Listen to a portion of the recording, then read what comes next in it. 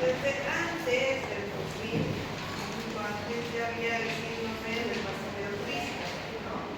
¿A qué se refería esto? De que los pasajeros que viajaban en clase turista tenían mayor predisposición a hacer tromboembolismo pulmonar si tenían factores de riesgo. Esto en vuelos mayores de 5 horas, lo que no pasa en primera clase, ¿no? En la década de los 70, este era el espacio entre asiento y asiento en un avión, ¿no? En la actualidad se ha reducido, como pueden revisar, se ha reducido la distancia entre asiento y asiento. ¿Por qué? Para tener mayor cantidad de pasajeros, y esto es en la clase turista, ¿no? Miren cómo el ancho de los asientos fundamentales. ¿Todo bien?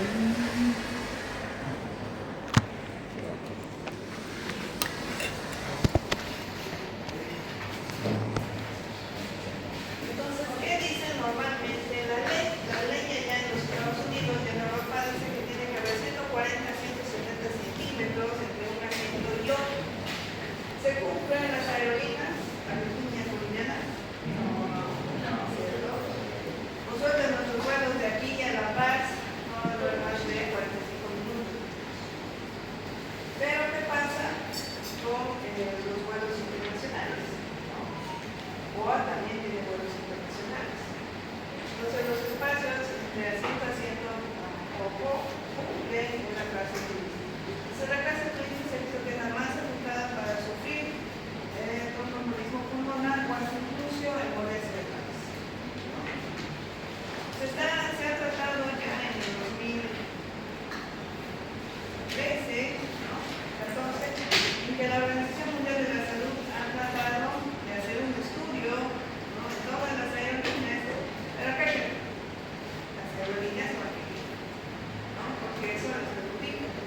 Sin embargo, ya han existido múltiples demandas. Por ejemplo, un señor que demandó por sufrir tromboembolismo pulmonar y que se murió, y demandó por millones, ¿no? Y ganó el juicio. De ahí es que ampliaron los asientos en ese entonces, pero no en la clase económica, ¿no? Ahora pónganse a pensar, ¿qué distancia hay de asiento a asiento en una flota? Ahí hay clase económica y en primera clase.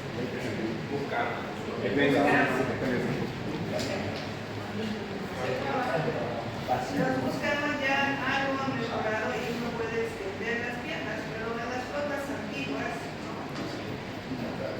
¿Cuántos son los viajes de la capital a la provincia? 6, 7 horas. En mis tiempos, por ejemplo, ir hasta el lugar donde dice mi año de provincia eran 14 horas, ¿no? De ida. Entonces, imagínense cuánto tiempo se tarda. Entonces, vamos a ver cómo hay factores de riesgo que van a predisponer al tromboembolismo pulmonar. Si el paciente que se ha enfermado no hubiera salido, hubiera dado un tromboembolismo pulmonar, ¿cierto?, ha investigado su abogado sobre la fisiopatología, no hubiera ganado la demanda, ¿cierto? Entonces el conocimiento es poder, muchachos. Y ahora vamos a ver qué hacer en esos casos cuando no nos queda otra que viajar en clase pulmonar. Entonces, antes de entrar a la fisiopatología en sí del tromboembolismo pulmonar, recordemos cuál es la ruta del oxígeno, ¿no? La sangre venosa llega a la aurícula derecha. ¿A través de qué vasos? La vena cava superior y la vena cava inferior. Llega la sangre venosa, pasa al ventrículo derecho y del ventrículo derecho llega a los pulmones a través de qué? De la arteria pulmonar, ¿cierto?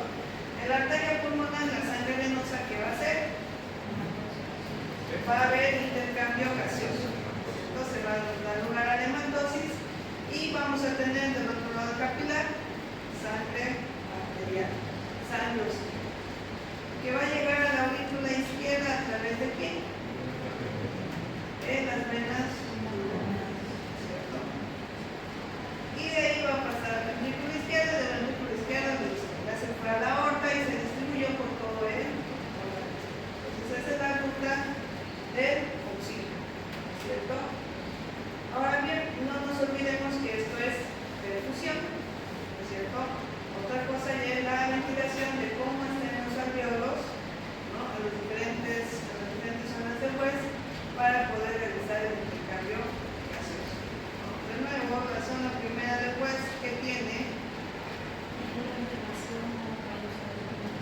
eso, alveolos bien ventilados, mal perfundidos. La zona 2, bien ventilados, bien perfundidos. Y la zona 3, mal ventilados, bien perfundidos.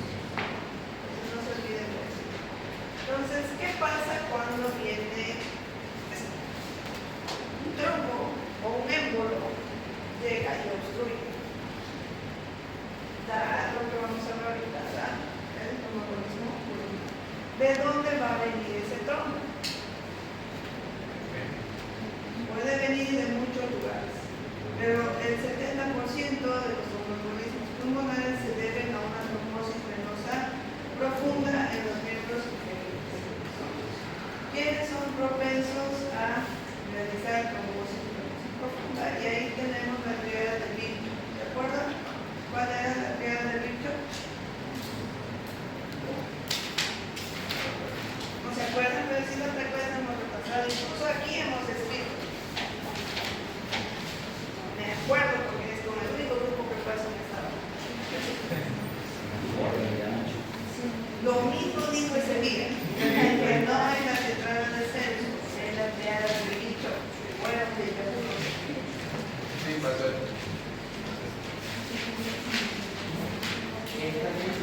Éxtasis, ¿qué más? Eso es estado de hiperconectividad y lesión.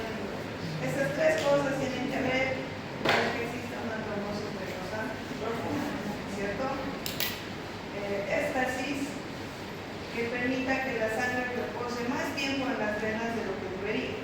¿Cuándo vamos a tener eso? Cuando no hay movimiento, por ejemplo, las personas que están constantemente de pie, ¿cierto? O cuando estamos sentados en el avión o en la flota, sin movernos. Entonces, de ahí importancia la inmovilización en viajes largos, ¿no? Entonces, ahí tenemos éxtasis. El éxtasis que va a provocar aumento de la presión hidrostática y, en consecuencia, el aumento de la presión hidrostática en las venas, fuga de líquido y edema. Por eso los viajes largos se hinchan los pies, ¿cierto? No sé si les ha pasado, ¿no? Han visto a sus familiares viajan y cuando el viaje es más largo salen con los pies hinchados, ¿cierto? Se les tiran los zapatos y les dejan mal. Entonces, eso es éxtasis venoso, ¿no? Profesiones con riesgo de éxtasis venoso. Chofer, ¿quién más? Los pilotos, ¿quién más? Los cirujanos que están de pie cuando son cirujanos gracias. La verdad yo sí, los estomatólogos. Pero bueno, ¿qué más? Todos los médicos, excepto los que hacen consulta, todos están de pie en el hospital pasando visita médica. Cuando ustedes vayan a pasar visita, les van a preguntar todo. El señor interno, tome su copita, siéntese. Nada, van a estar parados las 60 camas pasando visita, ¿cierto? Entonces el médico tiene predisposición a hacer que varios. Como esto va a ser repetitivo, lo habíamos mencionado, que va a producir éxtasis de sangre, deformación en las paredes de los vasos.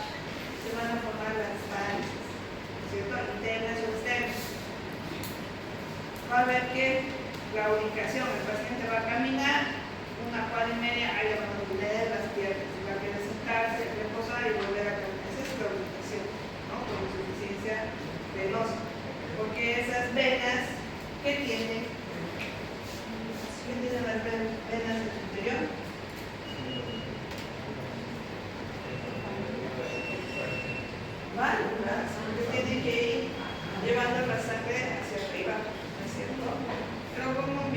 varices que hacen con la vena, vuelven en un rosario.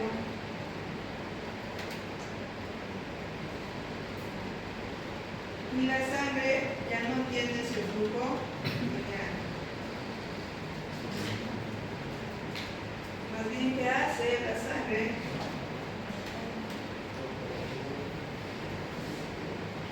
Empieza a hacer fémulas, ¿no?, en las varices, y esas fémulas que ya no mantienen un flujo laminar chocan contra la pared de los vasos, produciendo cizallamiento en las células endoteliales, las presionan, y ahí las células endoteliales presionadas empiezan a liberar ¿qué? Mediadores inflamatorios, ¿no? Como hay fémulas sanguíneas entre las valvas, se quedan chocando en la sangre y los glóbulos rojos empiezan a depositar y forman los trombos. Se sale un pedacito, su hijito del trombo, ese es el ¿cierto? Y así se forman la trombosis en los cuerpo.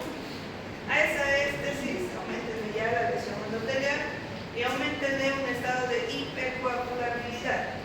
Es decir, algún paciente que tenga algún trastorno genético en sus factores de coagulación o la cascada de coagulación, una paciente gestante que de por sí su presión endostática está aumentada, ¿cierto?, porque su volumen está aumentado y tiene algo que está presionando su vena cava inferior, ¿cierto?, que es el feto, paciente.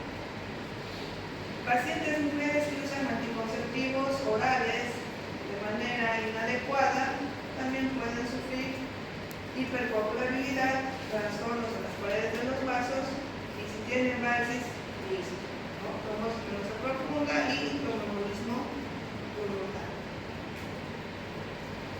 Y de ahí, una vez que ya está el tromboembolismo pulmonar, va a migrar el trombo o el émbolo hacia él.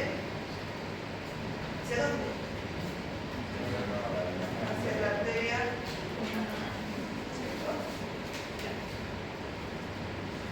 Entonces, de nuevo, miren, arriba está la triada de estado de hipercoagulabilidad, lesión endotelial, éstesis venosa, lo que ya habíamos mencionado.